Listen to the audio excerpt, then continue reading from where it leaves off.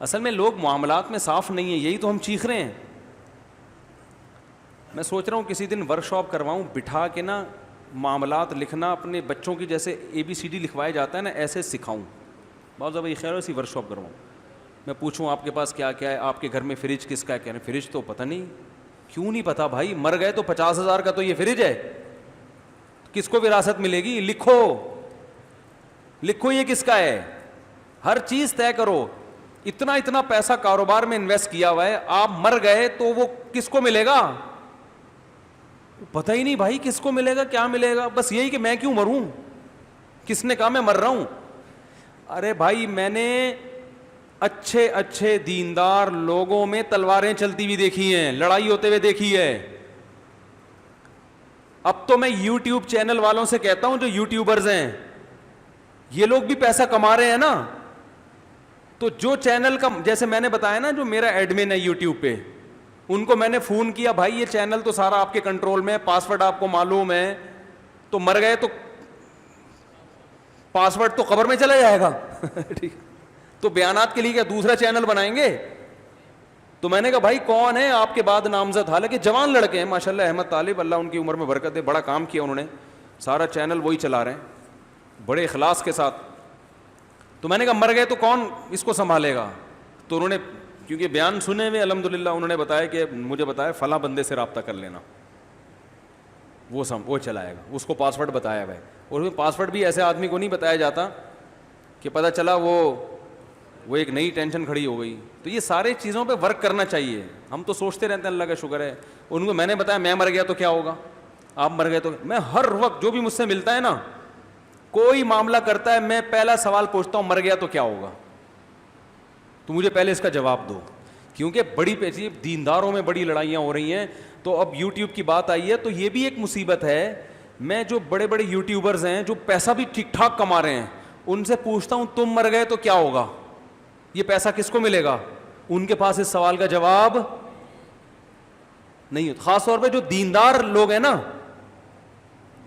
تو بھائی یہ کوئی ٹرسٹ میں دے دو یا کیا ہے, اس کے بعد کون چلائے گا, کون اس کا والی وارث ہے, کسی کے پاس اس سوال کا جواب نہیں ہوتا. خاندانی لڑائیاں ہو جائیں گی. ابھی تو یوٹیوب نئے آئے, اتنی موتیں نہیں ہوئی ہیں, کیونکہ میں نے کہا بھائی جان یہ تو ابھی مستقبل میں ایک نئی جنگ چھڑے گی کہ یوٹیوب کا اونر مر گیا تو یہ چینل بیوی کا ہے, بچوں کا ہے, وراثت جاری ہوگی, کیا ہوگا؟ کسی کو اس سوال کا جواب عام طور پہ پبلک کو معلوم نہیں ہے. اور پھڈے سامنے آنا شروع ہو گئے, کیسز آنا شروع ہو گئے. ہم نے تو پیش گوئی کی تھی, کیسز بھی سامنے آ گئے ہیں کہ جی فلاں کا انا للہ ہو گیا, ان کا چینل پہ لڑائیاں ہو رہی ہیں اب, کیونکہ مشہور چینل ہو گیا. فلاں کہہ رہے ہیں میں یہ اس ویڈیو کا اونر میں ہوں, وہ کہہ رہے ہیں یہ کاپی رائٹ کا حق وہ تو یوٹیوب نے دیا ہوا ہوتا ہے جس کو, لیکن شرعی طور پر کون ہے؟ نہیں یار یہ بات دیکھو, ایک میرا پلاٹ ہے, میں اپنے بڑے بیٹے کے کو وصیت کر کے چلا جاتا ہوں کہ میرے بڑے بیٹے کو یہ پلاٹ ملے گا میرے مرنے کے بعد, تو قانونی طور پر بین الاقوامی قانون یہ کہ بڑے بیٹے کو ملے گا. شریعت اس قانون کو نہیں مانتی. ویسے یوٹیوب کا بھی یہ قانون ہے شرعی. سمجھ میں نہیں آ رہی بات کہ آپ کے مرنے کے بعد یہ ہے کس کا؟ اگر ارننگ, کیونکہ بہت سے چینل تو مونیٹائز ہوئے ہوئے ہیں نا جو لاکھوں روپے کما رہے ہیں, میں ان سے کہتا ہوں مر گئے تو یہ پیسہ کس کے پاس جائے گا؟ جس کو پاسورڈ معلوم ہے اس کے پاس جائے گا. نہیں یار یہ بات, تو یہ سب چیزیں پہلے حل کرنے کی ہوتی ہیں. دنیا سے دل نہ لگاؤ, معاملات کیا رکھو ایک نمبر. ہر وقت میں مر گیا تو بس, جس کو اس سوال کا جواب معلوم نہیں ہے مکھنچو ہے وہ, اس کو عجائب گھر میں وہ اپنے بعد والے لوگوں کو ایک لامتناہی جنگ میں ڈال کے جا رہا ہے. جب پلاٹ میں اوپر آپ کا مکان بنا ہوا ہے, منجلہ بیٹا اوپر ایک پورشن بنانا چاہتا ہے, جمعے میں بھی میں نے بہت ڈیٹیل میں بات کی ہے اس پہ. منجلہ بیٹا, کیونکہ منجلے کا اس لیے کہہ رہا ہوں, بڑا والا تو امریکہ جا چکا ہوتا ہے پڑھ لکھ کے, چھوٹا والا ابھی اسٹیبل نہیں, تو منجلے سارے مسئلے کھڑے کر رہے ہوتے ہیں. منجلے کیا کر رہے ہوتے ہیں, وہ نہ ادھر کے نہ ادھر کے ہوتے ہیں. تو وہ کہہ رہا ہے میں اوپر, ابو اس پورشن کے اوپر کیا بناؤں گا, ایک گھر بناؤں گا. تو فوراً اس سے پوچھو کہ یہ آپ نے اس کے اوپر ایک گھر بنا لیا, نیچے والا تو ابا کا ہو گیا, فرض کرو ابا کا انتقال ہو گیا, پھر کیا ہوگا؟ کیونکہ نیچے والا پورشن تو وراثت میں کیا ہو جائے گا؟ مشترک. جب مشترک ہو گیا, ایک بھائی کا میٹر گھوما, اس نے بولا میں اسے بیچتا ہوں, مجھے میرا حصہ چاہیے. کیا خیال ہے بھائی جان؟ یا 2 کا میٹر گھوم گیا, انہوں نے کہا ہم اسے بیچتے ہیں, ہمیں کیا چاہیے؟ حصہ. آپ نے اوپر والا اس لیے بنایا تھا کہ نیچے ابا اماں رہتے ہیں, اجنبی کو نیچے آپ برداشت نہیں کرو گے, کیونکہ سیڑھیاں اپنے اندر سے ہی, کوئی انٹرنس الگ سے تو ہے نہیں. ان کسی بھی چیز کا جواب پبلک کے پاس بس بھیڑ چال چل رہا ہے, اوپر اس نے بنا دیا, اوپر اس نے بنا دیا, اوپر اس نے بنا دیا. پھر ہم کہہ رہے ہیں ہم سب کا بنا رہے ہیں, اوپر ہم سب کا بن رہا ہے, سب کا بن رہا ہے. اب دیکھو ایسے کیسز ہو رہے ہیں, ابا کا انتقال ہوا, ایک پورشن ہے, سب مشترک رہ رہے تھے, پیسہ ایک نے زیادہ لگایا ہے اس میں. پیسہ کس نے زیادہ لگایا؟ ایک نے. اس لیے کہ ابھی تو سب رہ رہے ہیں. او بھائی جب الگ ہوگے تو فیصلہ کرو کہ جس نے زیادہ پیسہ لگایا ہے اس کو الگ سے ملے گا کہ نہیں ملے گا. اس سوال کا جواب پبلک کے پاس نہیں ہوتا, پھر مفتیوں کو پریشان کرتے ہیں. اب ہوتا پتہ ہے کیا ہے, مشترک گھر بنا دیا نا لوگوں نے, کر کیا رہے ہیں, گھر بنا دیا, منجلے بیٹے نے, اس میں کچن منجلے بیٹے نے بنا دیا, اس کو کھانے پینے کا زیادہ شوق تھا. واش روم بنا دیا چھوٹے نے, کیونکہ ان کا اکثر ٹائم کہاں گزرتا تھا؟ واش روم پہ. اس کو چاہیے واش روم اچھا. جو منجلے کو قبض رہتا ہے اس کو واش روم میں دلچسپی, اس کو کچن میں دلچسپی ہے, کچن اس نے اچھا بنا دیا. ایک نے واش روم پہ پیسہ لگایا, کیونکہ اس وقت یہ دماغ میں ہے ہی نہیں کہ ہم مریں گے اور جدا ہوں گے اور وراثت تقسیم ہوگی. اس وقت یہ رہ رہے ہیں بھائی, اس نے نلکا لگا دیا, اس نے کچن بنا دی, کیا جا رہا ہے. اب اچانک سچویشن چینج ہو جاتی ہے. جب ایک کی آپ نے شادی کی تو بیوی ایسی ملی ہے کہ اس کو الگ کرو بھائی, اس کو جوائنٹ فیملی میں رکھنے کا نہیں ہے. اب الگ کریں گے, وہ بولے گا میں نے لیٹرین میں اتنا پیسہ اس لیے تھوڑی لگایا تھا کہ میں کسی اور لیٹرین میں جا کے بیٹھوں. بات آ رہی ہے, مجھے پیسہ دو. تو دوسرے ورثہ کہتے ہیں پیسہ اپنی خوشی سے لگایا ہے نا, قرض تھوڑی دیا تھا. نہیں آ رہی بات. تو ہم پھر اس منجلے سے کہتے ہیں, منجلہ کہتا ہے میں نے 5 لاکھ روپے لگایا اس میں. تو ہم اس سے پوچھتے ہیں لگاتے ہوئے کیا کہا تھا آپ نے؟ میں قرض دے رہا ہوں واپس لوں گا, یہ کہا تھا؟ اور اگر کہا تھا تو سامنے والی پارٹی نے اس رقم کو ایز اے قرض قبول کیا تھا؟ صرف بولنے سے تھوڑی ہوتا ہے. قرض جب آپ دے رہے ہیں تو اگلا مانے بھی تو کہ میں قرض لے رہا ہوں. ارے آپ مجھے لا کے 5 لاکھ روپے پکڑا دیں مجھ سے, اب یہ لو, یہ قرض لے لو. میں کہتا ہوں بھائی میں کیوں قرض لوں تم سے؟ قرض زبردستی تھوڑی ہوتا ہے. اگلا مانے گا کہ میں قرض کے طور پہ لے رہا ہوں, جب آپ کو ضرورت ہوگی واپس کروں گا. اس کی کوئی وضاحت نہیں ہوتی. اچھا جی میں فی سبیل اللہ لگا رہا ہوں, واپسی نہیں ہے. تو فی سبیل اللہ لگایا تھا تو پھر اب واپسی, اب آپ جہاں مرضی رہو, یہ تو کیا ہو گیا؟ فی سبیل اللہ ہو گیا. اور اگر آپ شرکت چاہتے تھے کہ بھائی میں اس طور پہ لگا رہا ہوں کہ اس گھر کی ویلیو میں اس واش روم کی وجہ سے جو اضافہ ہوگا تو میں اس اضافے میں شریک ہوں گا, یعنی میں گھر میں انویسٹمنٹ کر رہا ہوں گھر کی ویلیو بڑھانے کے لیے, تو جتنی ویلیو میرے پیسے سے بڑھے گی مجھے وہ واپس چاہیے. اگر شرکت کا یہ طریقہ باطل ہے, ہوتا نہیں ہے اس طرح, لیکن ایک مثال دے رہا ہوں, کھوپڑی میں تو آ سکتا ہے.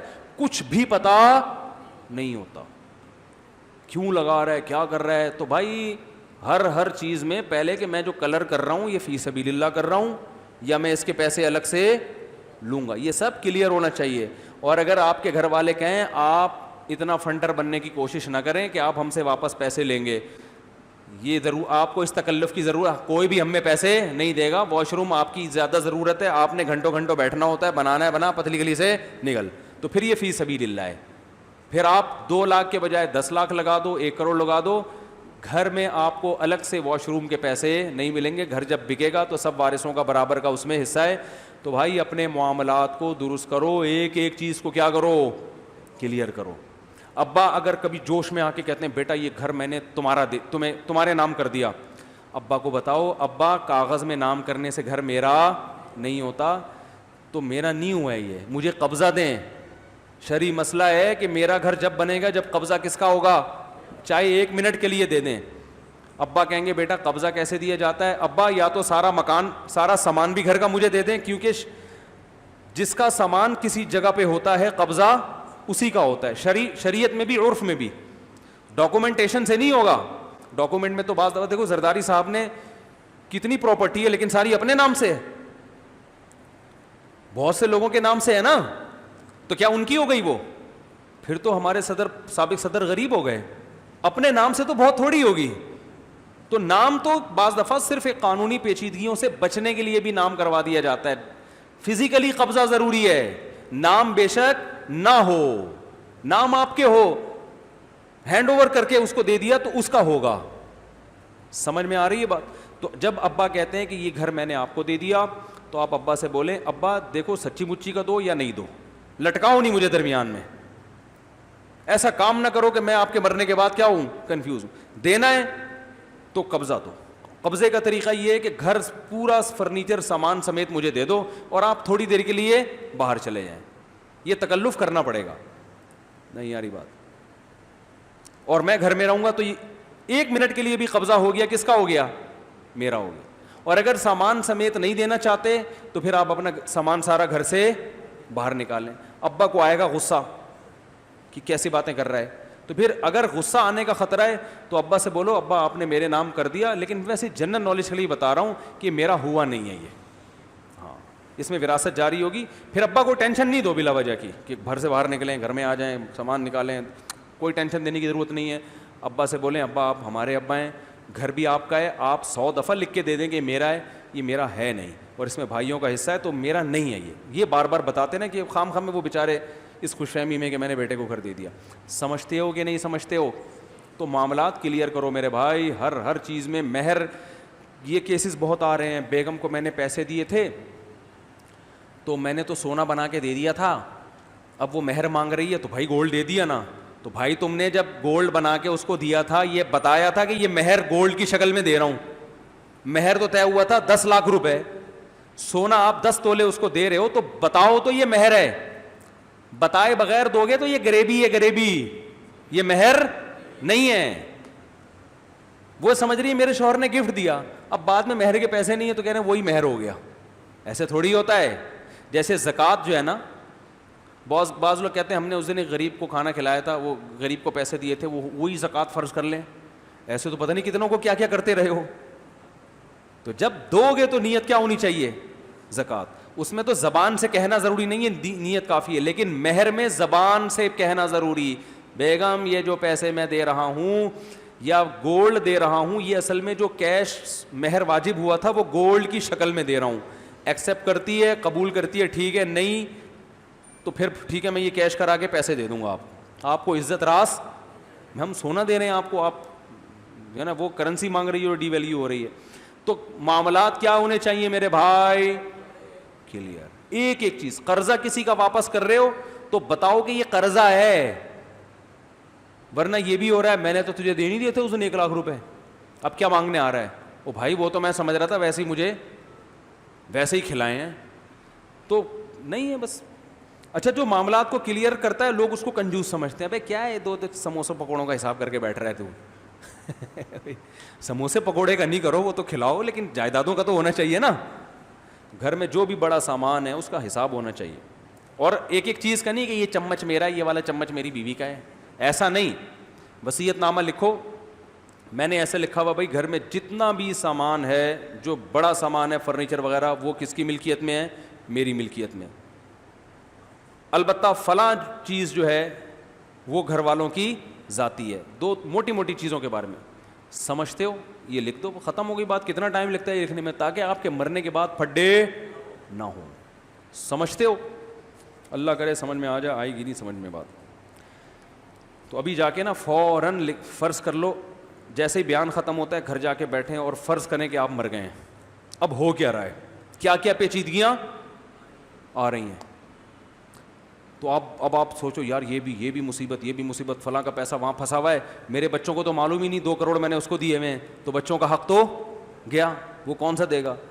تو آپ کے سامنے بہت سی چیزیں آ جائیں گی, پینسل پہ لکھ لو اور اللہ کا شکر ادا کرو مرنے سے پہلے اللہ نے ہمیں شعور دے دیا اور دوبارہ زندگی دے دی گویا کہ. تو گویا یوں فرض کرو اب میں دوبارہ زندہ ہو کے, اللہ نے مجھے مہلت دی, بولا تو مر گیا, تیرے تو پھڈے کھڑے ہو گئے, میں تجھے ایک اور زندگی دیتا ہوں, دوبارہ زندہ ہو کے لکھ لے, بچوں کو بتا دے. ٹھیک ہے, نہیں آ رہی بات. اور اپنے بعد وسیع ایسے آدمی کو بنایا کرو جو خود متنازع نہ ہو. مثال کے طور پر باپ ہو آپ, بیٹوں کے پھڈے ہونے کا خطرہ ہے نا, تو اب یہ نہیں کہ میرے بعد یہ بڑا والا بیٹا مسائل حل کرے گا, اس پھڈے کو نمٹائے گا. وہ تو خود ایک خصم ہے, وہ تو خود اس جھگڑے کا حصہ بنے گا, کیونکہ جائیداد میں اس کا بھی حصہ ہے. کیا ہو گیا یار, میں اپنے مالی معاملات میں اپنی اولادوں میں یا گھر والوں میں کسی کو نہیں, میں نے وسیع کہتے ہیں جو آپ کے مرنے کے بعد ان چیزوں کو دیکھے گا, ان میں سے کسی کو نہیں بنایا میں نے.